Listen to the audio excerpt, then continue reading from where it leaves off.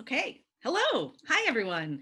Welcome to A Mighty Blaze Celebrity Conversations. So happy to have you here today on a special time on Friday afternoon. We are thrilled to have with us Angie Cruz, author of Dominicana, among other things. And she's going to be in conversation with the wonderful Jennifer De Leon, author of the brand new debut novel, Don't Ask Me Where I'm From. Welcome to both of you ladies. So happy to have you here today. Excited to you. Yeah. Glad you're here. So I will give some brief intros to each of you, and then I'm going to turn it right over to you, Angie, to get things rolling as you chat with Jen. I know you guys have lots to talk about. And I'm excited to eavesdrop. Anyone who is watching right now, welcome, first of all. And if you have questions that you want to throw out to the authors, please feel free. We also have our associate producer who will be in the chat stream. So if you have questions about the author's books or where to get them and all that, she'll be providing all kinds of helpful info for you. So without further ado, I will introduce you guys. So first, Angie Cruz. Angie is a New York-born Dominicana who traveled to and from New York City to the DR for most of her formative years. She's the author of three novels, Soledad, Let It Rain Coffee, and her newest novel, Dominicana, published in fall of 2019. Dominicana was the inaugural book pick for the Good Morning America book club. Very cool. And was named a most anticipated or best book in 2019 by Time, Newsweek, People, Oprah Magazine, The Washington Post, The New York Times, and Esquire. Wow, it's incredible. The New York Times Book Review called it lovely and compelling. NBC News said, Dominicana is a triumphant return for Cruz. The journey of Ana Cancion is one of the most evocative and empowering immigrant stories of our time. Cruz is the recipient of numerous fellowships and residencies, including the Lighthouse Fellowship, Siena Art Institute, and the CUNY Dominican Studies Institute Fellowship. She's published shorter works in the Paris Review, VQR, Callaloo, Gulf Coast, and other journals. She's the founder and editor-in-chief of the award-winning literary journal Asterix. She's an associate professor at University of Pittsburgh, where she teaches in the MFA program and splits her time between Pittsburgh, New York, and Turin. Turin, Switzerland? Is that where Turin is? Turin, Italy. Oh, Turin, Italy, right. Okay, wow, that's pretty cool. All right, well, welcome, Angie. Glad to have you here. Failed my geography class. That was embarrassing. Jennifer De Leon. Born in the Boston area to Guatemalan parents, Jen De Leon is an author, editor, speaker, and creative writing professor. She is the editor of Wise Latinas, Writers on Higher Education. She was the 2015-2016 Writer in Residence at the Boston Public Library and a 2016-2017 City of Boston Artist in Residence. She's also the second recipient of the We Need Diverse Books grant. Jen's short story Home Movie was the 2015 One City, One Story pick as part of the Boston Book Festival.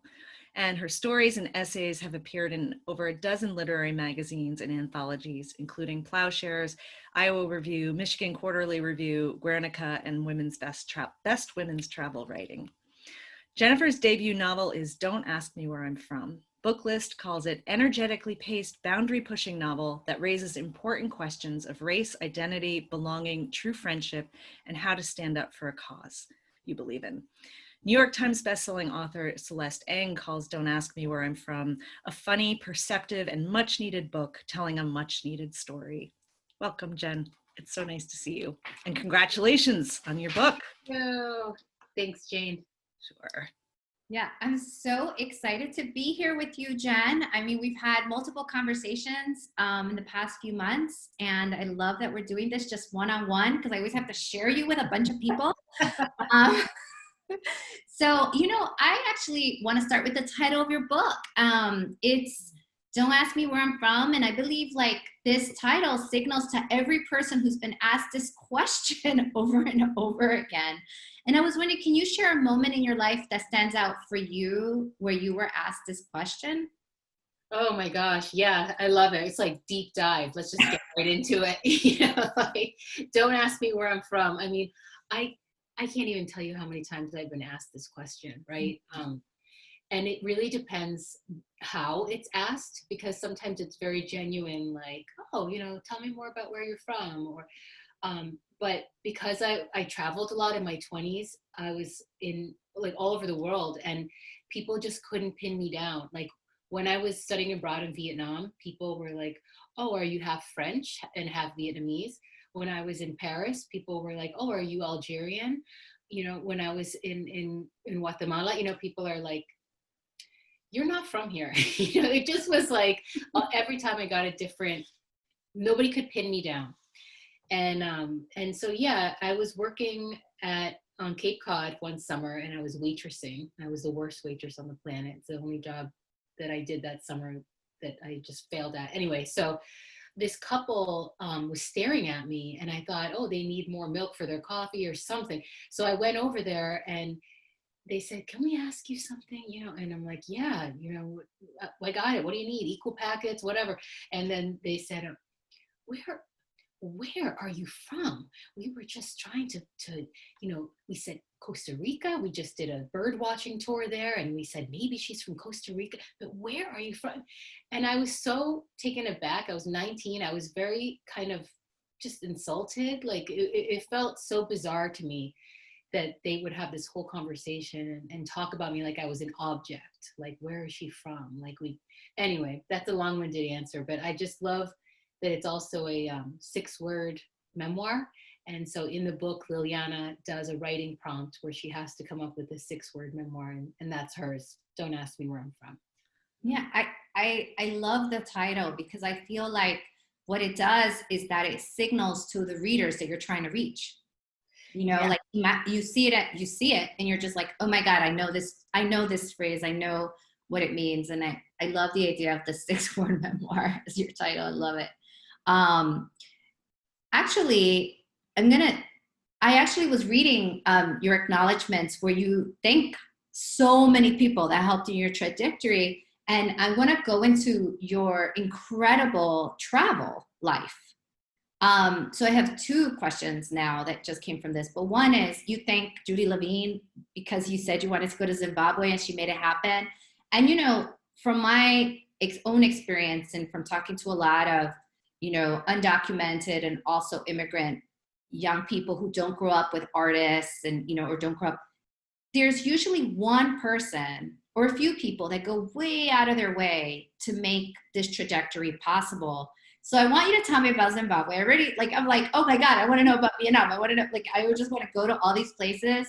And I want to talk about, like, if you've thought about travel writing, since you travel and it's obviously you love it so much. And there's so few people of color that do like that are published in travel writing. So it's like a real need, I think. But yeah, like tell me about Zimbabwe as a young person and these people that went out of their way for you, kind of like in your book. Your book is all about opportunity, right? Mm-hmm. Without people going out of their way, there's no opportunity. So do you want to talk a little bit about that? Yeah, I'd love to. I mean, you know, backing up a little bit, both my parents are from Guatemala and they moved here 50 years ago this year. And they came to this country like many immigrants with, you know, like a suitcase and a bunch of wishes and desires to just, you know, let their children really maximize opportunities that they didn't have. And so travel was at the top of that list. I mean, education, health, all that. But travel, my mom always said, like, I want you girls to just travel as much as you can, especially when you're young. And so that I always kind of kept that in my ear. And then when I was 16, I saw this flyer on the wall in the guidance office at my high school. And it said, like, interested in studying playwriting in Italy or volunteering in Africa, learn Spanish in Argentina, you know? And I'm like reading it like, yes, I want to do all those things. And I remember getting a quarter and putting it in the payphone, like an actual payphone, and calling this number. And this lady picked up, Judy Levine. She's a real person. You know, she ran this, I guess I'd refer to it as a boutique agency that helps place teenagers in summer programs. So clearly, like for people with money who are looking to have their kids do thoughtful summer experiences, but I didn't know. I'm just like, yeah, I want to go to like Africa.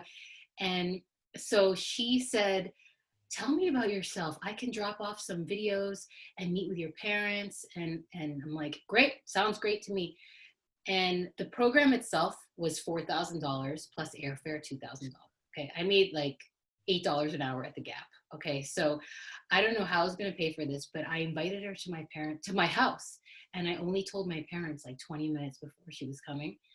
And my mom freaked out. She started vacuuming. My dad started putting like crackers and cheese on a plate, and they're like, "La señora viene," like this lady's coming over like to our house. It was a Saturday. And she like rolls up, she has all these glossy pamphlets, and she's like, yeah, it'll be $6,000 to go to Zimbabwe. And my parents were so polite and nodding, and she left, and they were like, hell no. Like, are you crazy? Like, well, how are we gonna come up with $6,000? And what are you gonna be doing in Africa, helping to build a medical clinic? Go help clean the bathroom. Like, you know, it was not like something that was even on their radar. But my entire community helped pitch in. I mean, even my dentist like donated money so that I could go. And I ended up going. And it was the formative experience of my adolescence. So I definitely feel like there's a YA book in there somewhere. But aside from that, it just ignited my obsession with traveling.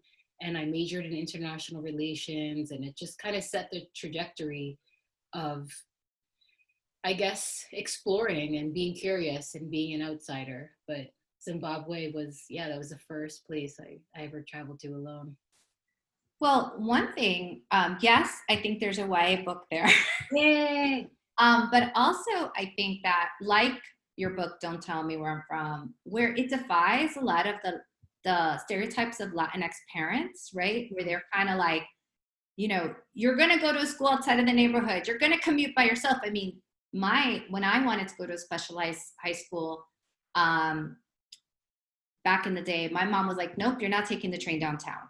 Right. You stay in the community, you're going to Catholic school in the community. And it was a fight, right? But it feels like you were raised to go and really seize all these opportunities that are kind of scary, I think, when you're in a community that's very tightly knit.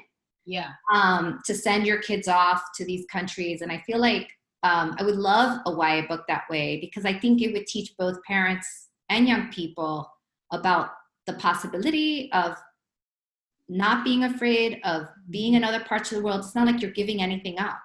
Right. You're just adding stuff to your existence. And you could connect more. I connected more to my parents after that experience. Yeah. So I think like definitely that's a book that should be written. You know, speaking of like how you've moved in the world, you know, your parents have been around for 50 years in the same city? Like, were they always in the same place? No, they were in LA first for a few years, and then moved to the East Coast. So, you know, you said in an interview that you grew up in two worlds, not feeling like you belonged in either of them, which I think is a really typical experience for a lot of people that grew up with two different languages and two different like cultures inside their home. Have you found a place where you belong? Like when I say home, where's that for you now? Oh my gosh, it's so beautiful. Oh, wow.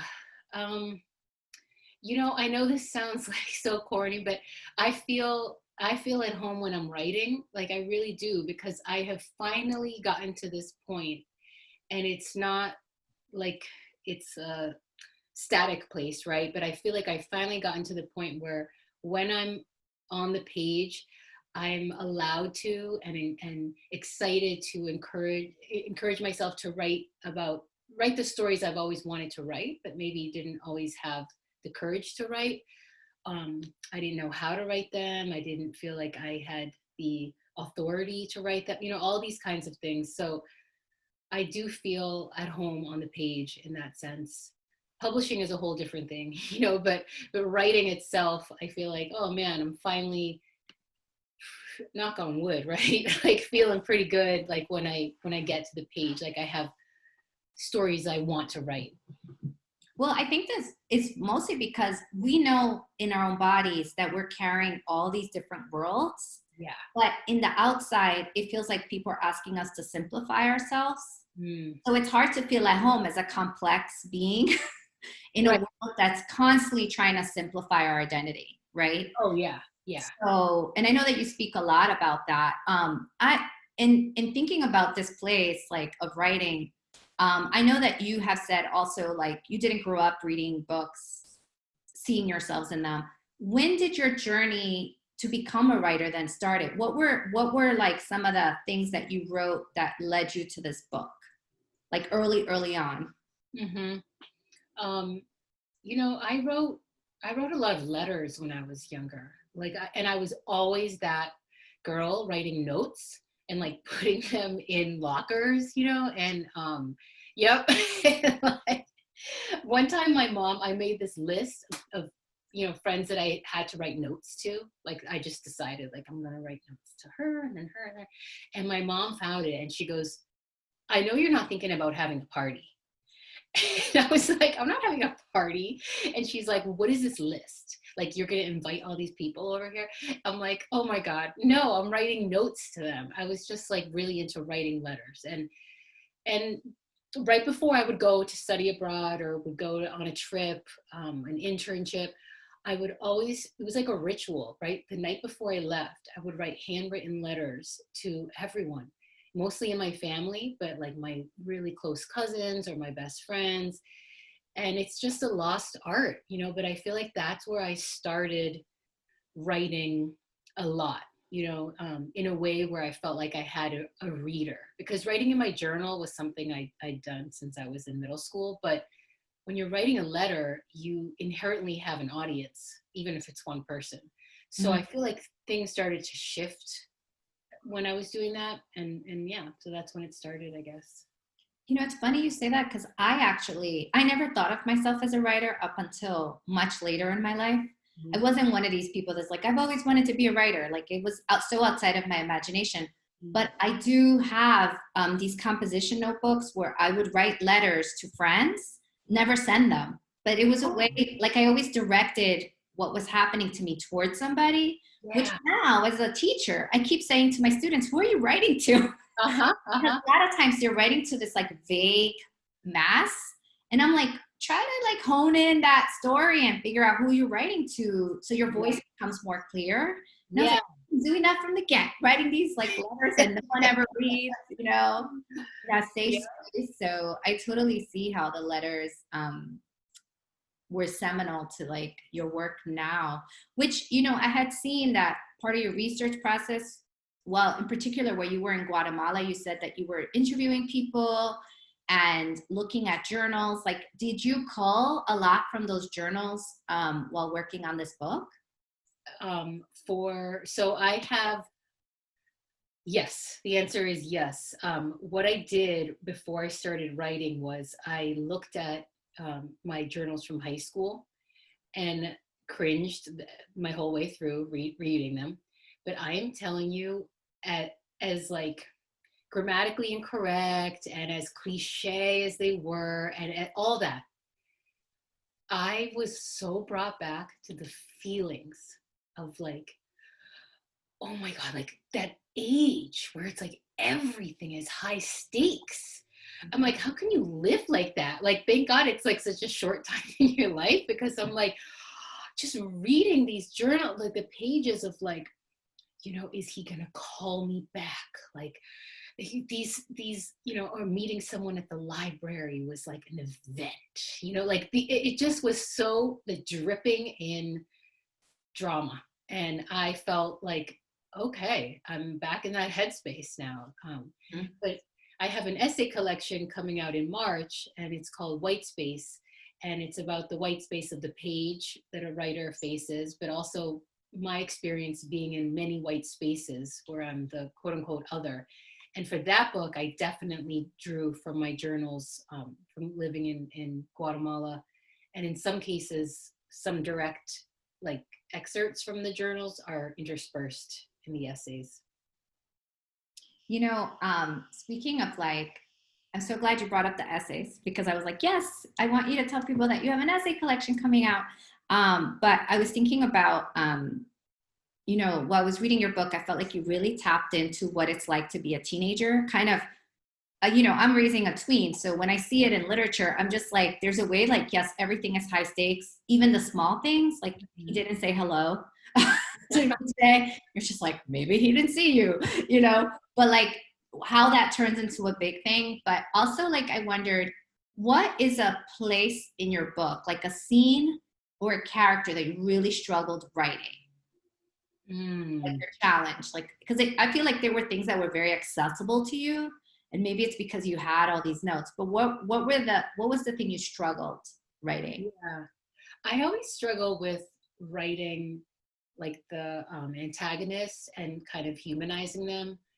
Um, and my editor helped a lot with that. Like there's a character in the book, Steve, who does some really mean stuff and spreads these racist memes and all this. And, you know, at one point my editor was like, you know, you maybe have to give him some redeeming trait or make him more rounded, you know? And my first reaction was like, no, I hate Steve, you know, like, but then it's like, all right, okay. Like, you know, Steve is a real person in the world of the book. And so then I realized, you know, she's right. It's like, even the students or the guys or the people that I've had bad interactions with in my life, like do have life outside of that role. And so I gave him an interest in the environment, and he's part of the environment club. And at one point she bumps into him and they're going on a field trip to the marsh to like collect samples or something.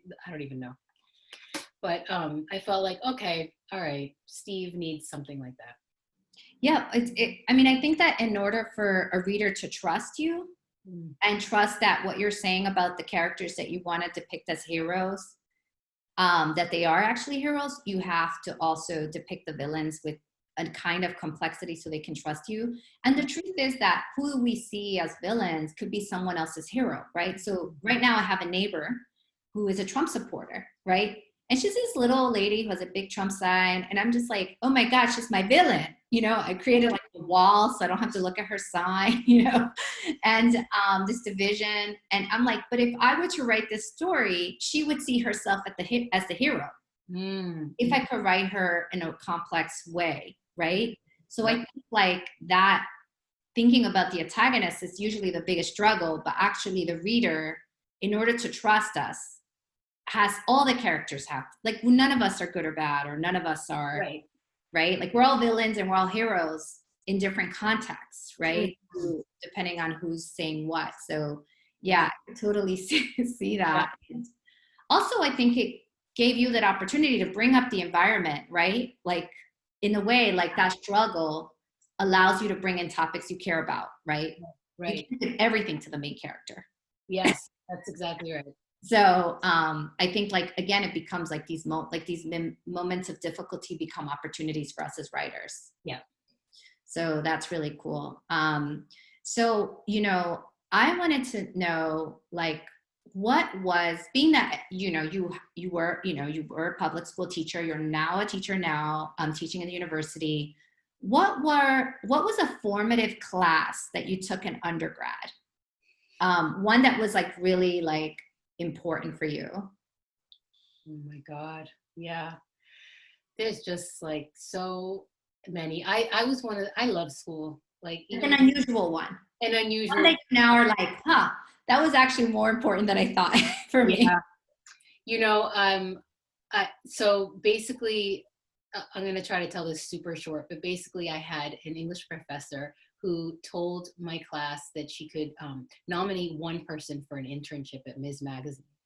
And I'm like, wow, that's a big deal. Okay, yeah. So I went to her office hours and I asked her to nominate me. And I remember even like dressing up and going to ask her. And she just kind of was like, okay. And then I study abroad in Vietnam, and I don't hear from her. And so then I get worried. So I email her like, what's going on with the internship? And I'm still interested. And she writes back and says that she cannot recommend me because in the email to her, I split an infinitive. Oh, and so I felt horrible, ashamed, you know, like, what was I thinking wanting that internship? Like, I can't even write. And then I was like, wait a minute, like, I'm in Hanoi, Vietnam. Like, I'm 20 years old. Like, not even, I think I was 19. I'm like, you know what? I can learn to finesse my grammar. And by the way, since then I've learned it's not a rule. Yeah. So, but what I did was I asked my friend Jordana, I remember she was an English major, and I said, I want to write this reply, but I wrote it on yellow notebook paper. And I'm like, can you help me like edit it? And we're under the mosquito nets, like in Vietnam, like working on this. I go back to the internet cafe, sign into my Hotmail, and like on the sticky keyboard, like I write her back this like perfect response. And I basically was like, you have to recommend me because Ms. Magazine needs my voice and they don't have Latinas there. And you know what, like I can learn all these rules and everything, but they need to hear my perspective. And then I was like, send. And I was so scared. She already said no. So I was kind of like, what do I have to lose? And then she, and then you have to wait 24 hours because it's like a 12-hour delay. So the next day I go, 12-hour time difference. So I go back and I'm like, oh my God, she's going to kick me out of school. And she didn't. She's like, you know what? You're right. I've never had a student take such authority over their own education, and I will recommend you. So it ended up being a very, very formative experience, like connected to the classroom. Mm-hmm. It's a longer story because then I realized it was an unpaid internship. And I'm like, how am I supposed to live in New York City? Blah, mm-hmm. blah, blah. But I ended up going. It's a longer story, but that was a real point of no return in my education. Mm. You know, I think about just listening to you now, but I know more about you because I've read about you. But like listening to you, I'm like, you have so many experiences that could be told in novels, right? Like there's so much story in your life, right? And one of the things that a lot of first novels do is that they try to put too much story, right? And I feel like basically you were really smart because now you have many more books that you can write because you have so much story. So I wonder, like, one, being that this is the novel that you chose to write now, you know, Grace Paley, do you read Grace Paley? Yeah, ages ago. Yeah. So anyway, so she, long time ago, I took a class with her and she said, you know, books, novels answer the question that you didn't even know you were asking, right? Mm-hmm. So you're basically not writing what you know, but you're writing what you want to know or into something you don't know, right? Like you're trying. So I'm curious, like, as far as a writer, like, you know, we start writing a novel, you know, I'm mentoring all these grad students and they're starting to write a novel and they have this idea about what their novel is going to look like. And, you know, I kind of like love the zeal and the energy that they have in their first ideas, but I know that the journey of the writer is that the novel never comes out the way that you plan. So I'm curious, what is this novel your first intention? And if not, what changed? Yeah, you have such great questions. And I honestly feel like I could talk to you forever. I'm so grateful you're doing this interview because it feels so natural and easy. And you've just been like my idol forever. So I'm also like, but okay, and that's an aside. But also, I mean, it's true. It's like, okay, so Liliana is 15. And part of me is like, oh, maybe I'll write her when she's 16, when she's 18, going to college, when she's in college, whatever. But then you're right. There are other stories I want to write, other topics and characters. It's definitely not the first novel I ever wrote. The first novel I attempted writing was about beer girls. You know, girls who like wear the Corona outfits or like Heineken or whatever. And so in other countries, this is kind of like a coveted job. And so when I was in Vietnam, there was like the Carlsberg girls, the Tiger beer girls, and same thing in Nigeria and in Mexico. And so I wrote a novel, started to write a novel about three points of view of beer girls all around the world. But it was like, so what? Like, what about them? Like, there was no plot, like there was no real tension. You know, and then in grad school, I started writing a novel based on the short story that I wrote for One City, One Story, Eduardo and Linda. He wants to move back to Guatemala and she never wants to go back. So I felt like, okay, all right, now I'm getting intention, you know. But that book never sold, so I felt like, okay, I guess I'll work on another book. And I just wish like more people had told me how many novels you keep in the drawer or in Microsoft Word before your debut novel sees the light of day. Mhm. So yeah, maybe I'll go back to some of I that. love that you actually say it, right? Because I think that there is a myth making that comes with writing where people get debuted and everyone's like, wow, like this is, and I think that the reality of it is that most writers either take a long time working on one novel that is actually many novels that you've written and rewritten, or you just put them in a drawer, right? And suddenly those stories come back. And I feel like I'm glad that you are open about that, because I think that's the reality of it. I want to talk about the ending of your book, since we're in the realm of like choices that we make as writers. So I love like that moment when, the father is returning and he's telling, and they really want to know what the story was like getting across. Mhm. And he has that moment where he talks about the little boy who's like, mañana cumplo seis. Oh my God, that was such an emotional kind of rocker. I was like, okay. Like I really felt suddenly that thing be very real. But then I also, I loved how you wrapped up the ending of the story with, her seeing like the wall come down and then realizing that, it was to be because someone was writing a story. And then she says this thing, so many stories inside of them, inside us, inside the space, which invites really the reader to think about, again, the complexity of our community and all the many stories that we have to tell. But I'm curious if you had an alternate ending. Like, how did you get to this ending? Because my experience in writing is that when you start working with editors, they're just like, no, and you have to really like fight for your ending. So I'm wondering, like, what was your experience about how to end a book, this book? Yeah, I mean the architecture of the draft that she bought, I guess, that manuscript, stayed pretty much the same. It was more like she really went to town with the interior decorating kind of thing. So like the first scene is the first scene, the last scene is the last scene, in the writing center. But within each scene, she did cut a bunch in the middle, and throughout for pacing. We killed some characters, that kind of thing. And then, but she just had me really go deeper.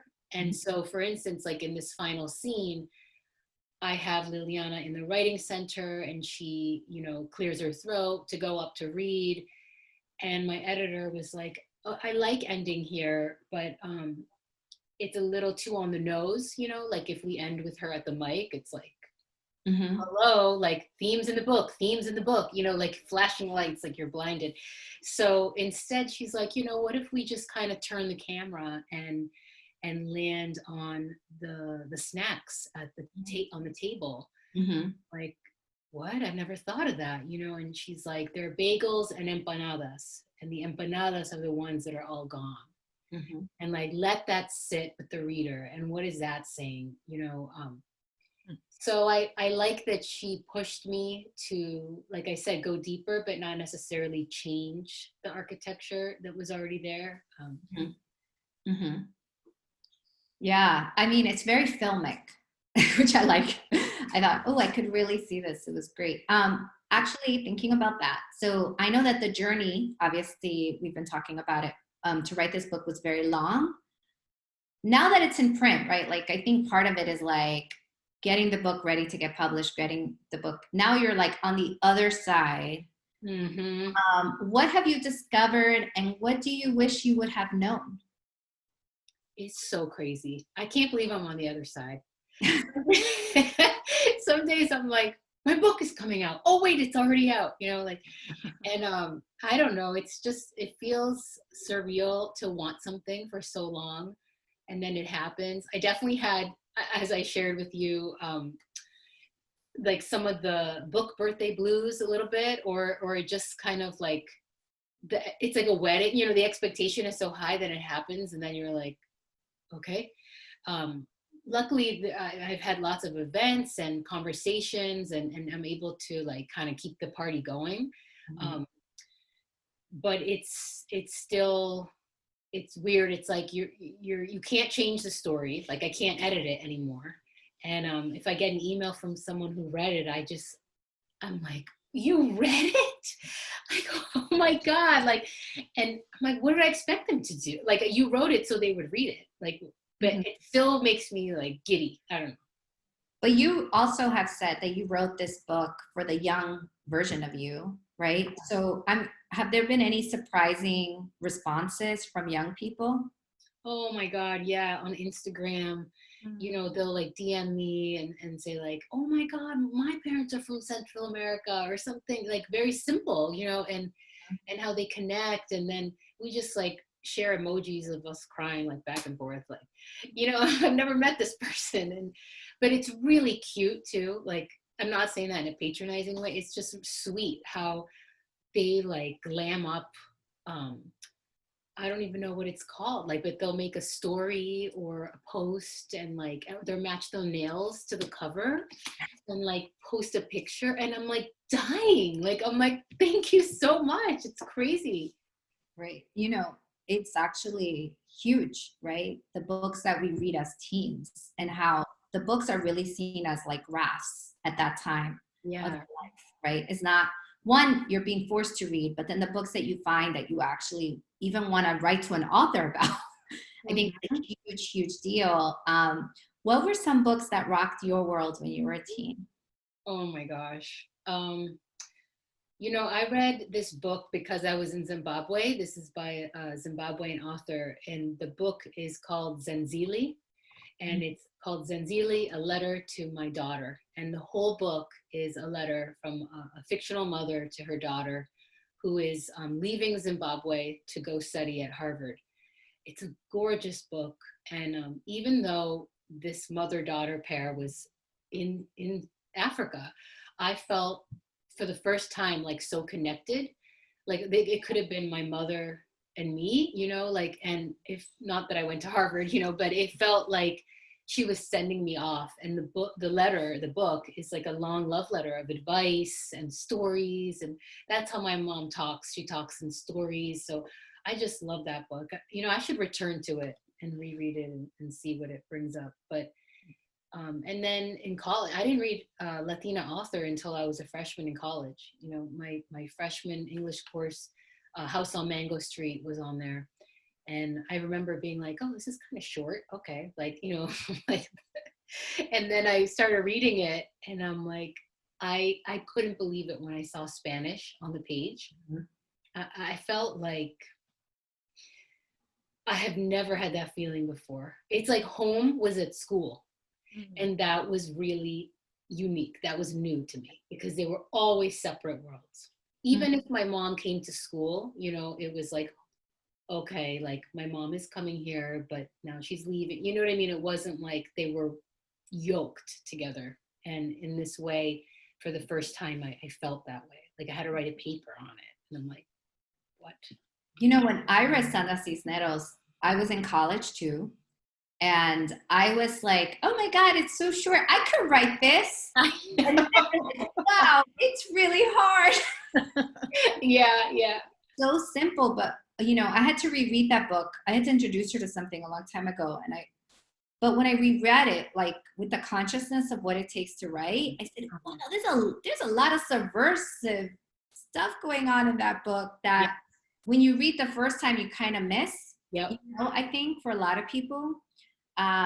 So yeah, Sandra was huge because I love the way you said home is inside this, what I always saw as a white space. I would say university is a white space, school is a white space, or the people in power were always white, right? And suddenly the people in power are the people who write the books, the people in power. And then suddenly you have someone that's closer to your life experience and you're just like, holy shit. It kind of is earth shattering. I have one more question, but do we have questions from the audience? We don't currently have questions, but we do have a comment, Jen, from our friend Kathy Elsick, that she is on board for the Beer Girl book. So, Oh, and I am too. So we could be like a book club, your inaugural like Beer Girl book club. So. oh, that's great. This is so affirming. I'm like, I gotta write that book. I'm gonna write that book. It's an awesome idea. So yes, so we don't have any other questions. A lot of comments, but not questions. So. No, I was actually thinking, I was like, that seems really interesting to me. I wonder, like, if now everything you know about plot, you probably could, I mean, turn that story into something, you know, that more interesting to you. But I'm curious about, what is your next book? I know you have the book of essays, but that was written. So what is the thing that you're most excited about now that you are putting out into the world soon? Yeah, so Jane knows. I'm excited to hear this because she's read 100 pages of it. We were in a class with Jenna Blum at Grub Street at Creative Writing Center, and so it's another YA novel, and it tells the story of a 16-year-old this time, named Maya, and this novel takes place in Guatemala, and she's really into trashin, which is like fashion but made out of trash. So like taking, recycling materials and everyday materials and making art out of them. Anyway, she and her mother are pressured out of the city they live in because of the gangs. And so the book kind of takes off, and it's more fast-paced than I guess what I'm used to writing. And then they make it to the border, and then they're separated. And Maya has to decide whether to basically go into the United States alone or go back with her mother. And that's what I have so far. I don't know, Jane, does that sound right? That sounds right. Yeah. Also, it's really good. I mean, it's really compelling, and the characterizations are great. I can't wait to read the whole thing when it's done. It's going to be fantastic. I can't wait. Yeah. Till I write it. Jen, this is amazing. I'm so happy that your book is in the world, and all the readers that are fortunate to find it. So yes, thank you. Thank you, Angie, for leading the way. I really feel like it's so important for us to have like what is that beautiful quote that like a candle doesn't lose light by lighting another candle. And to me, you embody that. Like you're so generous and so giving, and a candle yourself, and it's just like your work helps us. It's true. Your work helps us feel like I could do it too, and I can be in the world and be teaching and mothering and writing and mentoring. And it's like, you get to have all the pots on the stove, and it's a beautiful thing because there aren't that many of us, and it's just so critical to light those candles for each other, because it's hard. It's fun and exciting and all that, but it's also really hard at times, and so Angie has created this incredible space where like Latina authors get together on Zoom and we talk and share and laugh, and it's just so important to have those spaces. So thank you. Thank you. That's wonderful. And yes, thank you both so much for being here today and taking part in this conversation. It was wonderful to listen to and eavesdrop on. So thank you both. Thank you, Angie. And did you get a chance to hold up your copy of Dominicano and make sure you get some screen time there? Yeah, that's it. Yes, Angie. Backwards, I think. Is it backwards? No. It's we have the mirror effect on, so it's frontward. You can all see it. Yep, I remember that cover from when it came out and thinking it was so striking. But yes, that's Angie's latest book, which you can find on our bookshop.org link, which is in the comment thread. Although Angie, I forgot to ask if do you have a bookstore that has signed copies or that you want to give a shout out to? Yes, I have signed copies right now at Word Up Bookstore, community bookstore in New York City. Okay, awesome. So Word Up is another place to check it out. And then Jen's book, if you're in the Boston area, you can get signed copies at Brookline Booksmith, which is an awesome store, or the Booksmith, as we call it. And you can also find them online at bookshop.org. So thank you, both of you, so much for being here. Congrats again on Don't Ask Me Where I'm From. And we all of us at the Mighty Blaze wish you the best of luck with it. Thank you, Mighty Blaze. Yay. Organizing this. Thanks to you both. So long.